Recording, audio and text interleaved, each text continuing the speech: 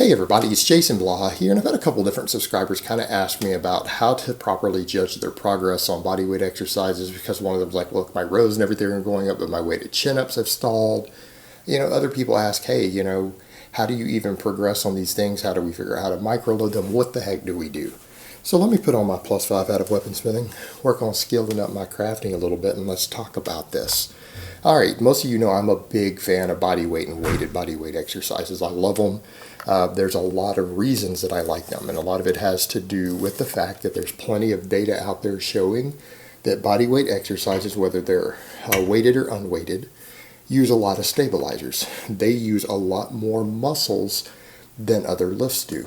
And people can argue that all day long, but there's pretty good data on it. There's EMG data, everything else.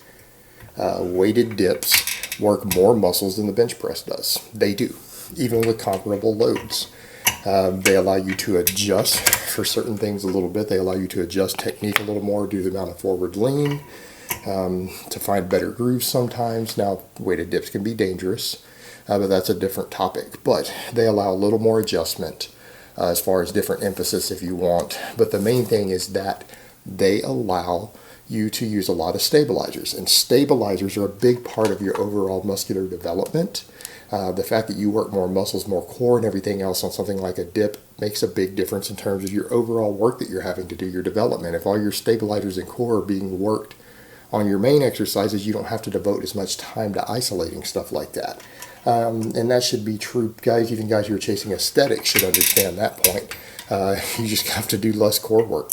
Number two, the more muscles you work on a basic exercise, the more athleticism it promotes, because it teaches you to utilize more muscles. The worst thing an athlete could do is to try to isolate muscles when they're training in general, instead of trying to train their body as one unit with big exercises.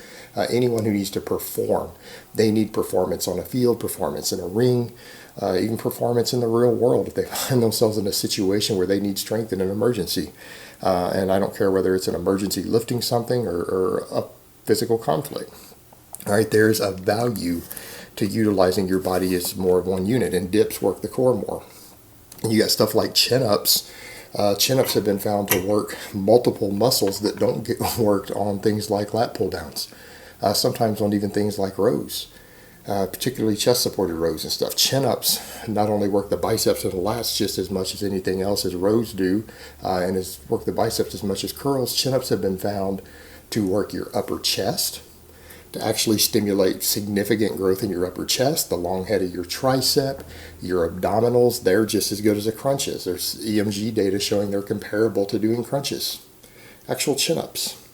So there's a lot of obvious reasons why bodyweight exercises rock.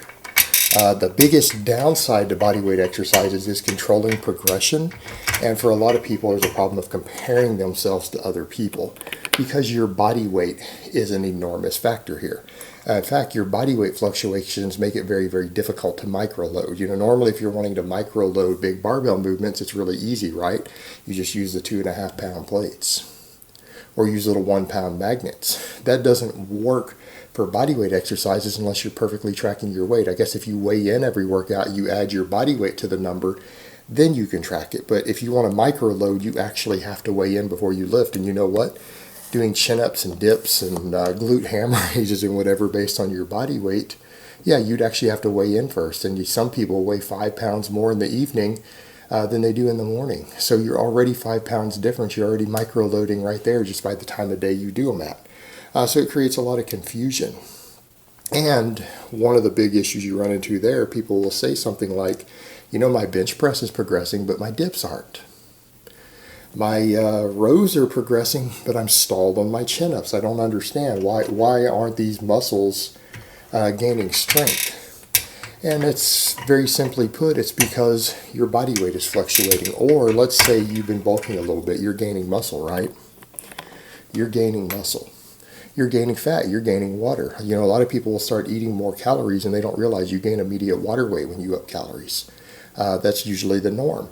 So you go on a nice little clean bulk and you start gaining 1 pound a week, and all of a sudden, your rows are going up a little bit, your bench press is going up a little bit, but your dips and your chin-ups are stalling. But when you think about it, they really aren't. they really aren't stalling, because let's say you've gained 5 pounds of body weight over the course of several weeks, and you can still do 15 dips and 6 chin-ups. Well, you've technically added 5 pounds to those exercises. And it doesn't matter whether we're talking about weighted or unweighted ones, you're still adding weight to those exercises with your body weight. And again, people will notice the same thing. You know, if you're adding 5 pounds and you're not really strong on these exercises yet, maybe you did them in the morning one day and then you go to do them in the evening and you feel like you've lost a little bit, or you've lost a rep somewhere. Well, it's because of the shifts in body weight. So it can make microloading really, really difficult. The only way to properly microload and to track your progression on these exercises is, of course, to use a scale to actually weigh you in. And this also is a big deal because people's egos get in the way. People who train their full body tend to have heavier legs, bigger legs, and then they'll watch some guy who doesn't have legs crank out a bunch of chin-ups. And it's an ego blow to them because they feel like that guy's stronger than them sometimes, but he really isn't. Meaning if you outweigh him by 20 pounds because you have bigger legs, you're technically doing 20 pounds more on this lift than they are. That would be like them basically out-repping you with 200 pounds on the bench press when you put 220 on, though you can match them rep for rep. Or you do one less rep. You know, they can do 10 reps with 200, but you can only do 8 or 9 with 220. Well, you're still stronger than them because 8 to 9 reps of 220 is actually a better display of strength than 10 reps of 200, right? So think of it in those terms. Your body weight matters, but it's oftentimes really funny because people will see these really lean guys who don't train their legs are usually phenomenal at body weight exercises. But you have to understand they are using less weight. But, you know, when you don't think of it from that perspective, people will be really, really impressed. And certain things, the legs put more leverage than others. Like I see people do human flags and stuff. Get your squat up to 400 pounds and your deadlift up to 500 pounds and try to do human flags. It's going to be difficult for even really, really strong men with powerful cores because your leg weight with the leverages is going to be harder. So, you know, you see a lot of displays of stuff and it can mess people up.